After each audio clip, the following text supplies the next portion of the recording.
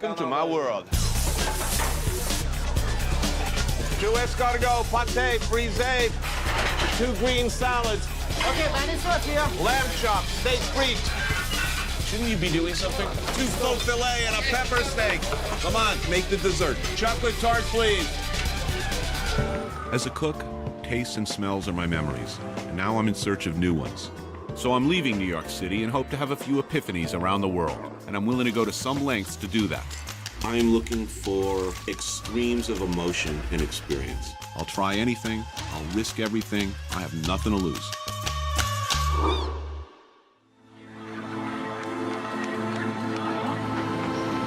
First thing you think when you hit central Tokyo, you think Blade Runner. It's very science fiction, it's very atmospheric. You really know you're somewhere else. This is far from home.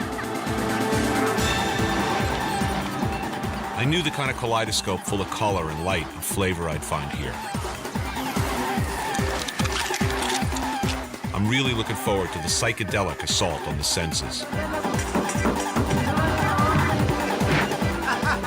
I'm very interested in eating my way through the full spectrum of Japanese cuisine.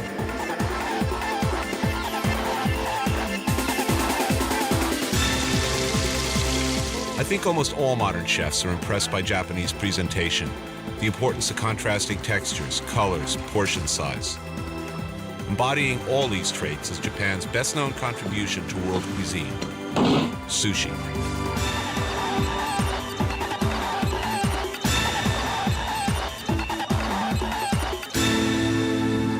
Very violent dreams last night. You know, full color, sound, increased heart rate, and woke up thinking of sushi.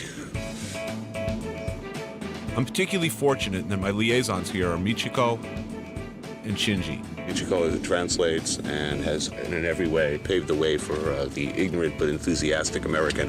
And Shinji, driving, translating, and thank God he's a Yankee fan, so I know I'm in good hands. All right. We're on our way to meet an edomae sushi master who's going to show us around Tokyo's central fish market, Tsukiji. Edomae sushi is high-end stuff, not just because it's pricey, which it is, but because of the uncompromising quality, preparation, and presentation involved. To translate edomae, what does that mean literally? Edomae, Edo is the name of the period of the ancient Japan. Okay, so it really does mean old style, classic version. Classic version, yeah.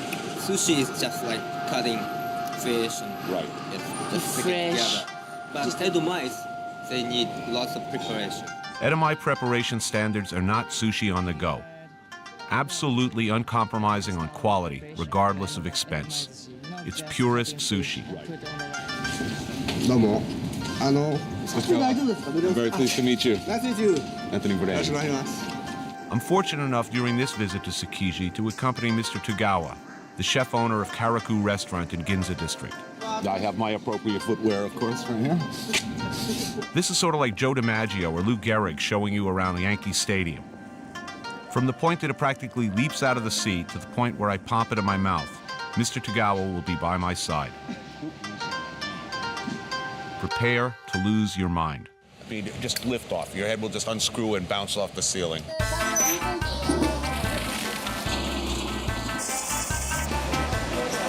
Tsukiji is acres and acres of fish, fish, fish. Restaurants, retail store owners, and other buyers are purchasing fish for the day. Over 2,600 tons of fish is sold here daily. That's a big tuna sandwich. First thing you encounter when you visit Tsukiji is big. It's really big. It's really spread out, and the choreography has to be seen to be believed. There's a system here. Everybody seems to know the moves except me. Mr. Tagawa is we're gonna follow him around as he does his shopping, and then we're going back to his restaurant, and he's gonna show us what he's gonna do with this stuff. You know, there are few things that get chefs as excited as looking at a really pristine piece of seafood. Abalone, about $40 a piece in the States. Oh, liver? Liver, yes. I don't see eel. Yeah, See eel. he can show you the sea eel, the different kinds of the eel that we wanna eat. Eel is an expensive delicacy in Japan, prized not just for its flavor, but for its legendary, how shall I say, stamina-giving properties. Viagra of the sea. He looks tasty to me. Having picked out his eels, Mr. Tagawa is now ready to move on to his next purchase. See the octopus? Just incredible. I just want to start weeping. Generally, in the life of a chef, you find yourself working comfortably within a certain range of flavors and textures. And then suddenly, you see all this. Immediately, you want to rush back to your kitchen to find a way to work with what you've just bought. This octopus is holding on for dear life. He's got a death grip on the tank.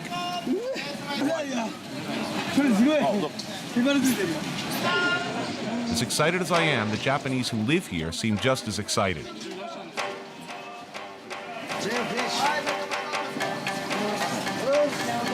Okay, here we go.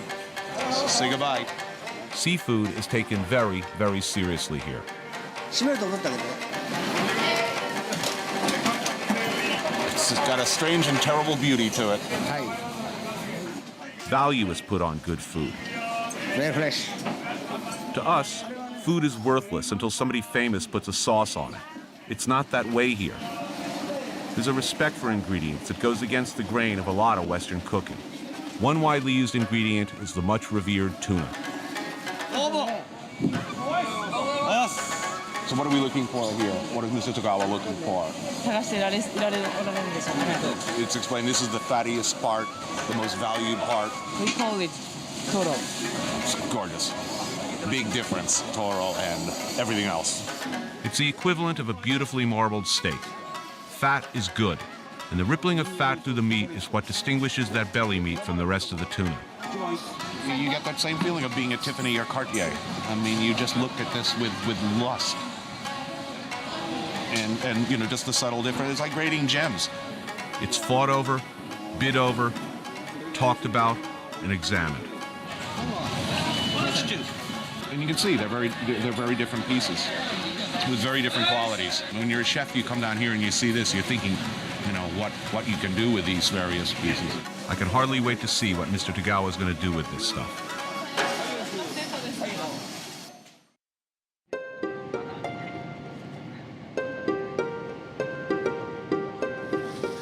You know, what's a bit in Apocalypse Now? You know, I love the smell of napalm in the morning. I love the smell of fish and soy and rice wine in the morning. It smells like victory.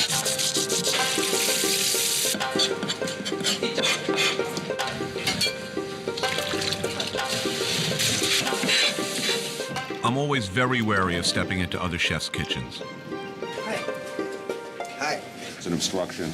I'm instantly aware, chemically, on a cellular level, when, you know, there are interlopers in my kitchen.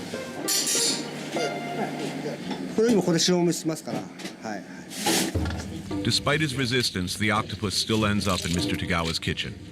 At least he can take solace in the fact that ending your life here is a great honor. I have some Portuguese friends who would just go insane over this. And some Italians. Now they're going to put salt. Salt is rubbed into the octopus to bring out the excess moisture as well as add flavor. There's so many good things you can do with this. I mean, I'm thinking you can grill it, you know, make a salad of it grilled, you can make a salad of it, you know, slowly stewed. I understand that Mr. Tagawa is using his octopus for a special appetizer. Tenderizing.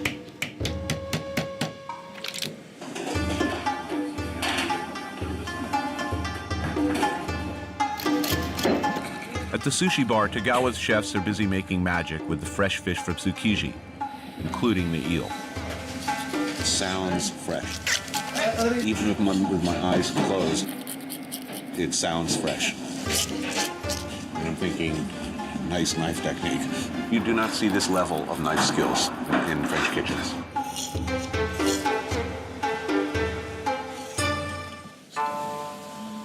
Despite the dazzling knife work, this eel is not ready to eat yet. He boils 20 minutes. It's sugar.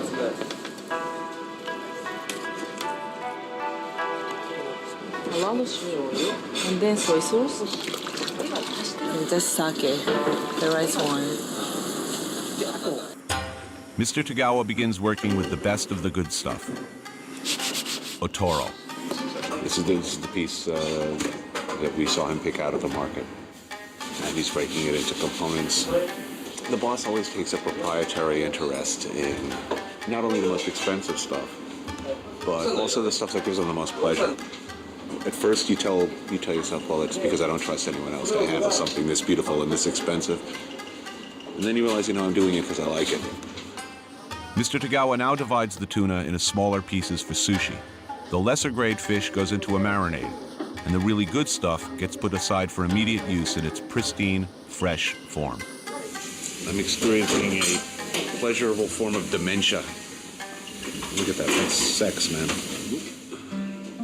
Finally, the meal's ready. Michiko, Shinji, and I sit down to eat. Okay, come back.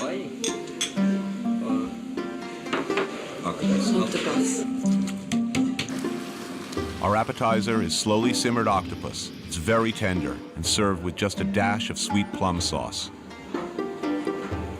The skin is melting. Spectacular. As we're eating the appetizer, Mr. Tagawa himself is preparing our main dish. Pieces of uncooked fish, vinegared rice, and fresh wasabi are molded smoothly together. While this is the most commonly known form of sushi, in the exacting standards of the edomae tradition, it takes a lifetime to master the economy and grace of movement necessary to make an artful presentation.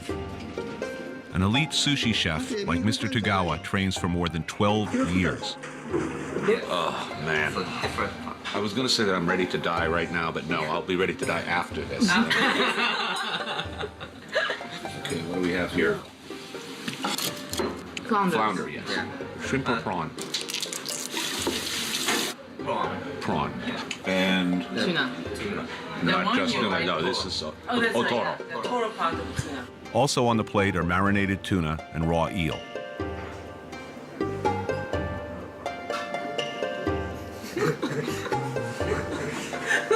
I can just explain, How can I explain? Oh, wow. Yeah, this I know what that is. That's the sea eel. You're struck dumb. I mean, it's almost you're cheapening the thing by talking about it. Hi, domo. Here's the master. So I have a glazed expression on my face. It's pure pleasure. Thank you very much. Now, would you like to do the apprenticeship here? 3 years. Oh, I wouldn't do that. Long time ですね。 While I was refusing Mr. Tagawa's generous offer, he still had one very important lesson on the menu. I'm ready to die now.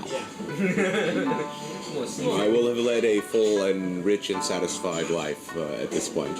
そうですね。kind of cucumber. Japanese people consider the sake as a sacred man. So pouring the sake shows like his affection, his friendship, his like a hospitality. はい。 It's very important in the Japanese culture. And also you pour it back. And it's your turn to pour it back.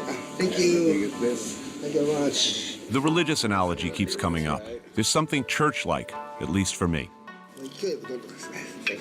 There's a sense of solemnity here. There's no nonsense. There's no distraction. Nothing fake about it. Church of food. I mean, it's the only church I know. Bye. Yes, ありがとうございます。 Very cold, iced sake. 美味しい。 You get that ice cream headache sort of thing. You feel it on your tongue first, and then it works its way up into your brain. Thinking for one of the most incredible dining experiences of my life. I will be always grateful. 本当に大切なこのひとときありがとうござい Me ます。 too. Leaving Mr. Tagawa's restaurant, I'm feeling that my New York fast food, fast-paced culture has missed the boat. For us, restaurants were like gas stations. You pull in, you fill up, and you move on, preferably as quickly as possible. The idea of volume was much more important than quality. Hey, did you have a good meal? Yeah, they gave you, all the shrimp you could eat. That's not a... I mean, that's really silly. You know, bulk, I mean, it explains a lot about our culture. Speaking of bulk, check these guys out. It happens that I've come into a one-time opportunity to visit a sumo wrestling stable, the gym and home of the team. And here I come, I know nothing about sumo, and I exude ignorance. Watching the sumo wrestlers train, this is like being led into a secret society. Sumo is serious business in Japan, something outsiders just aren't allowed to see.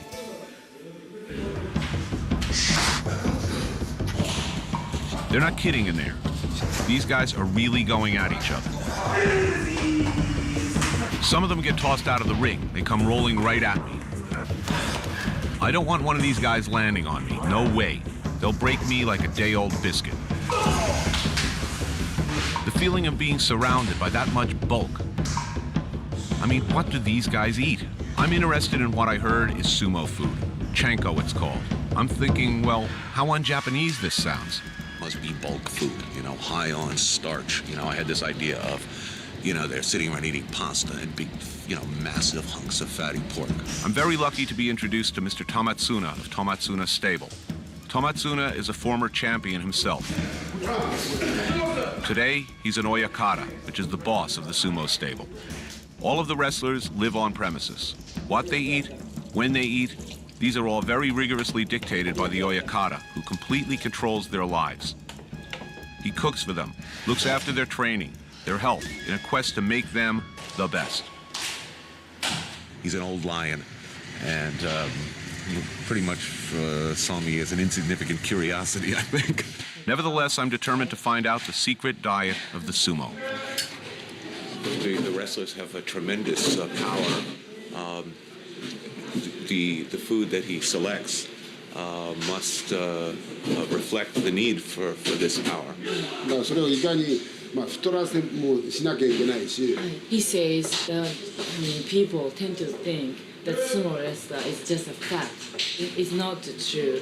Actually, like, they need a balance of the energy and the balance of the weight. Do all the wrestlers learn to cook as part of their training? That's right. Yes. They're behaved a lot in much the same way 5 years ago if you'd walk into my kitchen and wanted to talk to my cooks.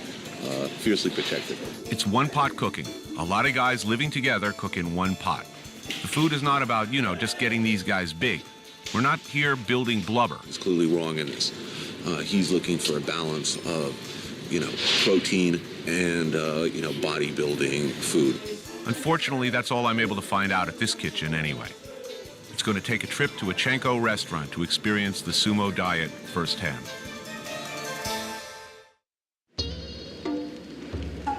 After a full day of watching sumo wrestlers train, I'm definitely ready to eat like one. We're going to have a Chanko meal. And I'm hungry. You hungry? I'm starving. Excellent. Chanko is the food of the sumo and the specialty of Chanko Edosawa restaurant. Immediately it becomes obvious the secret to eating like a sumo isn't in the fat, but in the quantity. It's a nabe, like a big soup, a big boiling pot of broth in the center of the table.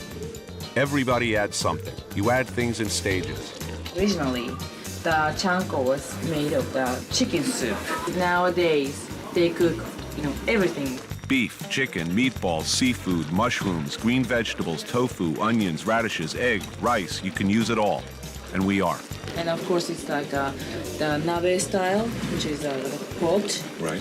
in order to provide the hot meal for the rikishi, which is wrestlers.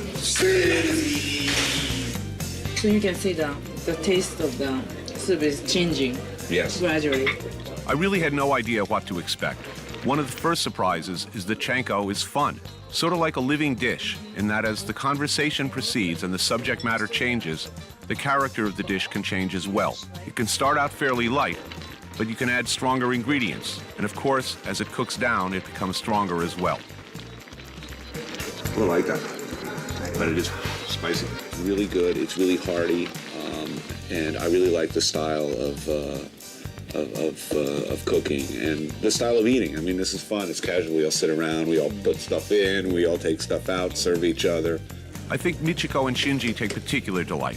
Their whole countenance has changed during the course of this meal. I feel honored to be served by a French chef serving a chanko. It's fun. I like this. For such an almost cult-like closed society of sumo, their food is perhaps the most accessible to the everyday American. I mean, I can see chanko taking off in the United States.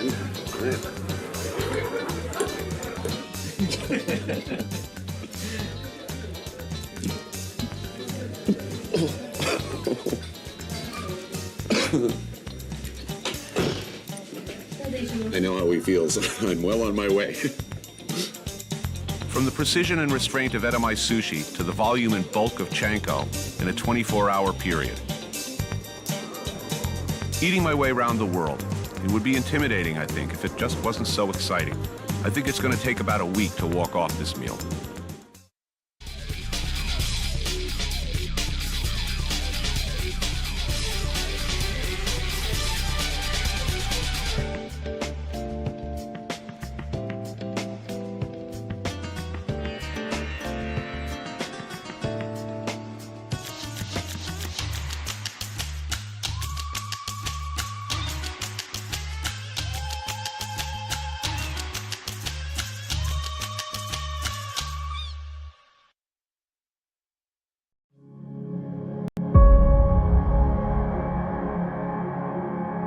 Welcome to my